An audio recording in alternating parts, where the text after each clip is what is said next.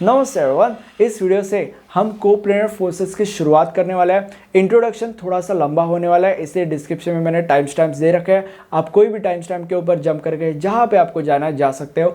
I would suggest कि introduction देख लीजिए क्योंकि वो बहुत ज़्यादा ज़रूरी होने वाला है।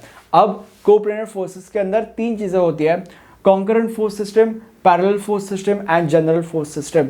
इस वीडियो में हम करने क्या वाले हैं, इस वीडियो में हम कोप्लेनर फोर्सेस के बेसिक्स सीखने वाले हैं। उसके बाद एक न्यूमेरिकल सॉल्व करेंगे हम लोग, जिससे क्या होगा, जिससे जो बेसिक्स हमने सीखे हैं उन बेसिक्स का एप्लीकेशन कैसे होता है इस मॉड्यूल के सम्स में, वो तुम समझ जाओगे। ठीक है, और जो आगे आने वाले वीडियोस है मेरे, उसमें मैं इसके ऊपर एक कंप्लीट वीडियो बनाऊंगा, इसके ऊपर एक कंप्लीट वीडियो बनाऊंगा और इसके ऊपर भी एक कंप्लीट वीडियो बनाऊंगा, जिसमें मैं मल्टीपल एग्जांपल सॉल्व करूंगा, जिससे आपके सारे के सारे टाइप्स कवर हो जाएंगे।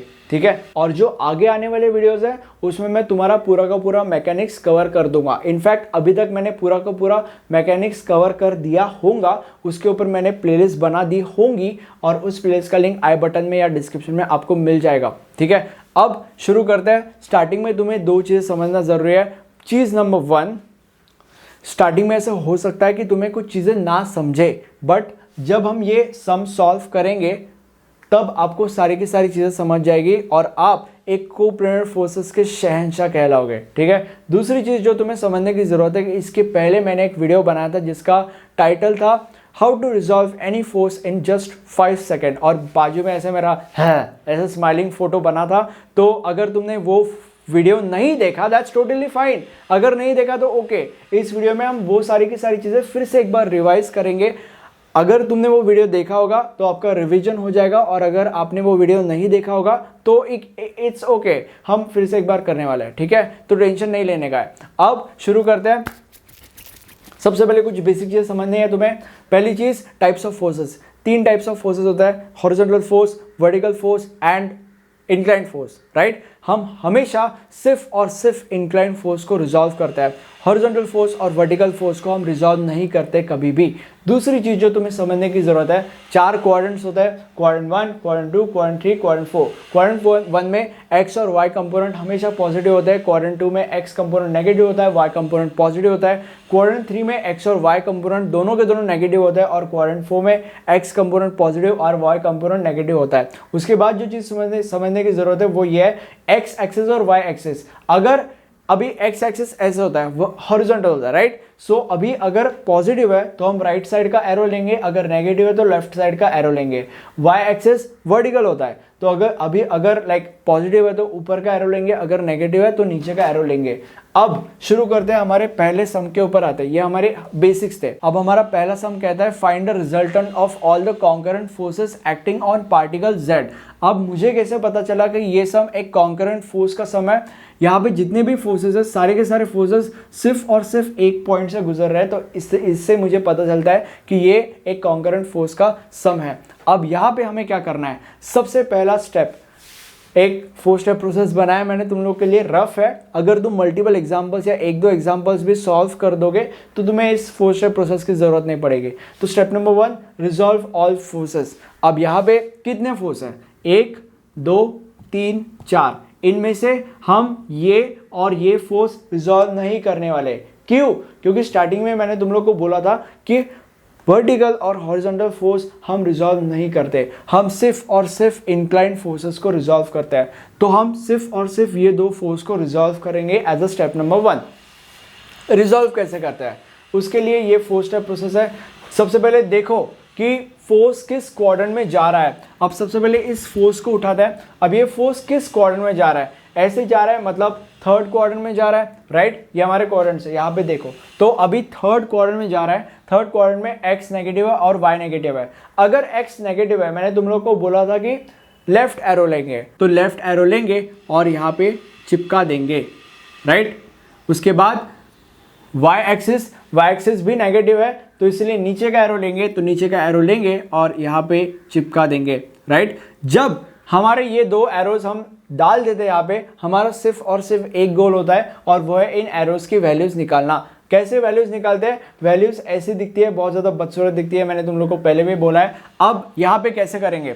देखो, सबसे पहली चीज़ याद रखने की ज़रूरत है, तुम्हें ये पता होना चाहिए कि ये जो एंगल है वो किसके रिस्पेक्ट में है, ये जो एंगल है वो एक्स एक्सिस के रिस्पेक्ट में है, राइट। तो अगर ये 30 है तो ये भी 30 होगा, राइट। और जो हमारा फॉर्मूला है, एंगल मतलब कॉस, नॉन एंगल मतलब साइन, और अब यहाँ पे एंगल है तो इसीलिए हम यहाँ पे लिखेंगे 250 कॉस 30 डिग्री, राइट। और यहाँ पे एंगल नहीं है, मतलब ये नॉन एंगल है, तो नॉन एंगल मतलब साइन, तो यहाँ पे आएगा 250 साइन 30, और ये हमने इसको रिजॉल्व कर दिया, या इस फोर्स को रिजॉल्व कर दिया, राइट। अब इस फोर्स को रिजॉल्व करेंगे, सेम वैसे ही करेंगे जैसे हमने इस फोर्स को रिजॉल्व किया था। अब यहाँ पे देखो हमारा फोर्स ऐसे जा रहा है, मतलब किस क्वाड्रेंट में जा रहा है, सेकंड क्वाड्रेंट में जा रहा है। तो सेकंड क्वाड्रेंट में x नेगेटिव है, y पॉजिटिव है। अगर x नेगेटिव है तो मैंने तुम लोग को बोला था कि लेफ्ट एरो लेंगे, तो लेफ्ट एरो लेंगे और यहाँ पे चिपका देंगे। उसके बाद y पॉजिटिव है तो y पॉजिटिव, तो ऊपर का एरो लेंगे और यहाँ पे चिपका देंगे, राइट। अब जैसे हम ये एरो ले लेते हैं, हमारा सिर्फ और सिर्फ एक गोल होता है, इन एरोस की वैल्यू फाइंड आउट करना। अब यहाँ पे ये जो एंगल है ये with respect to x 45 degree है, और अगर ये 45 डिग्री है तो अल्टरनेट एंगल थ्योरम यहाँ पे लगेगा। अल्टरनेट एंगल थ्योरम ये कहता है कि अगर ये लाइन और ये लाइन पैरेलल है तो z मतलब ऐसे इधर जो एंगल होता है वही एंगल इधर होता है। तो अगर इधर 45 डिग्री है तो इधर भी 45 डिग्री ही होगा, ठीक है। तो अभी यहाँ पे 45 डिग्री है, मतलब एंगल मतलब कॉस, नॉन एंगल मतलब साइन, मतलब एंगल यहाँ पे है, और इसीलिए इस लाइन का वैल्यू होगा 400 कॉस 45। और यहाँ पे एंगल नहीं है, यहाँ पे कोई एंगल नहीं है, इसलिए यहाँ पे इस लाइन का वैल्यू होगा 400 साइन 45 डिग्री, राइट। तो आपने इस फोर्स को भी रिजॉल्व कर लिया। अब इसके बाद क्या करना है, स्टेप नंबर 2। स्टेप नंबर 1 हो चुका है हमारा, स्टेप नंबर 2 क्या कहता है, आर की वैल्यू निकालो, मतलब रिजल्टेंट की वैल्यू निकालो। रिजल्टेंट क्या है, resultant is under root summation of F x square plus summation of F y square. But उसके लिए तुम्हें सबसे पहले समेशन ऑफ एफ एक्स और समेशन ऑफ एफ वाई निकालना पड़ेगा। समेशन ऑफ एफ एक्स कैसे निकालते हैं, summation of F x is equal to जो सारे के सारे हॉरिजॉन्टल फोर्सेस है उन सब फोर्सेस का एडिशन, और एडिशन करने के बाद तुम्हारा समेशन ऑफ एफ एक्स निकल जाएगा। अब हॉरिजॉन्टल फोर्सेस कौन से हैं, 1, 2 और 3 हॉरिजॉन्टल फोर्सेस है, ये वर्टिकल फोर्स है, राइट। तो इसीलिए सबसे पहले इसके ऊपर आते हैं, तो 300 लिखेंगे, और मैंने 300 ऐसे नहीं लिखा, ये राइट डायरेक्शन में जा रहा था इसलिए मैंने 300 लिखा। राइट डायरेक्शन में जाने वाले पॉजिटिव होते हैं, मैंने वहाँ पे लिखा है। उसके बाद इसके ऊपर आते हैं, ये लेफ्ट डायरेक्शन में जा रहा है, तो लेफ्ट डायरेक्शन में जाने वाले माइनस होते हैं, तो minus 250 cos 30।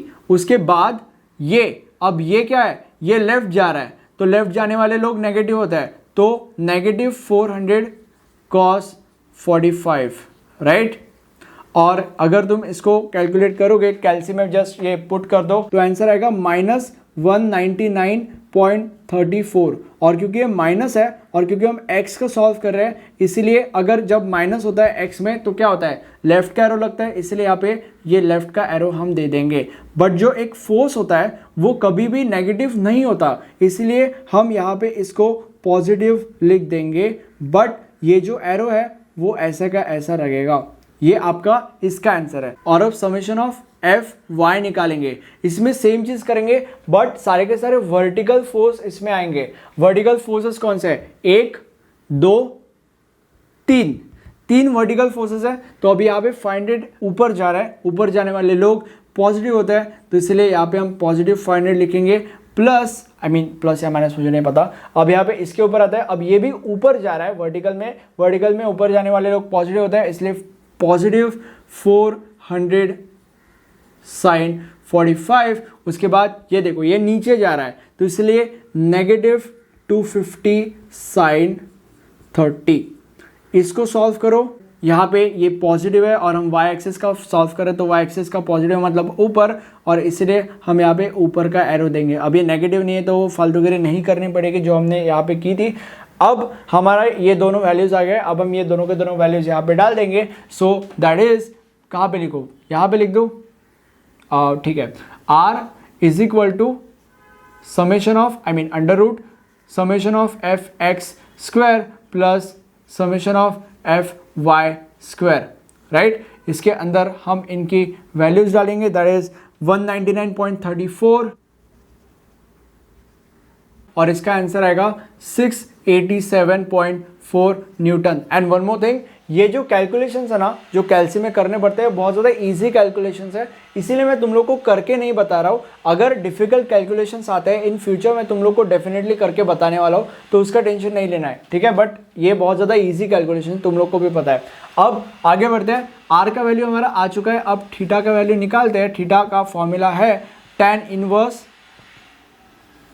Summation of F y upon summation of F x. Generally लोग गलतियां करते हैं कि वो एफ एक्स ऊपर लेते हैं और एफ वाई नीचे लेते हैं, ऐसा नहीं करना है। ऊपर समेशन ऑफ एफ वाई है और नीचे समेशन ऑफ एफ एक्स है, ठीक है। तो अभी tan इनवर्स इसके वैल्यूज हम डाल देते हैं और अगर तुम इसको सॉल्व करोगे तो तुम्हें मिलेगा 73.1 डिग्री।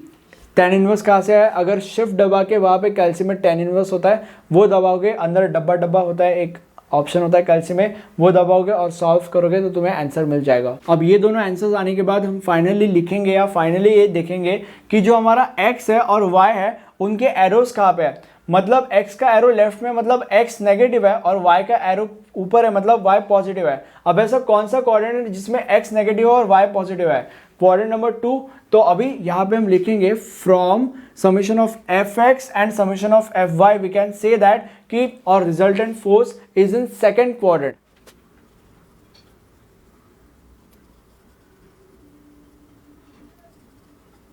एंड अब फाइनली हम हमारा लोकेशन ड्रॉ करेंगे। अब यहाँ पे सेकेंड क्वाड्रेंट मतलब ये हो गया, राइट। और जो हमारा थीटा होता है वो हमेशा with respect to x axis होता है। तो अगर ये हमारा सेकंड क्वाड्रेंट है और theta with respect to x axis है तो ये हमारा थीटा हो गया, राइट। तो अभी थीटा का वैल्यू 73.1 डिग्री है, तो यहाँ पे हम लिखेंगे 73.1 डिग्री और ये हमारा रिजल्टेंट फोर्स है, तो इसलिए इसका वैल्यू हम लिखेंगे 687.4 न्यूटन और ये हमारा फाइनल रिजल्टेंट फोर्स है। अब मुझे कमेंट सेक्शन में बताओ कि वीडियो कैसा लगा। ये हमारी सबसे इम्पॉर्टेंट मैकेनिक्स की प्लेलिस्ट है। अगर आप ये प्लेलिस्ट पूरे के पूरे देखते हो और मेरे नोट से प्रैक्टिस करते हो तो एग्जाम में पूरे के पूरे मार्क्स मिलने से आपको कोई रोक नहीं सकता। आपको डेफिनेटली एग्जाम में पूरे के पूरे मार्क्स मिलने हैं, ठीक है। Thank you for watching this video. Have a nice day. Bye bye.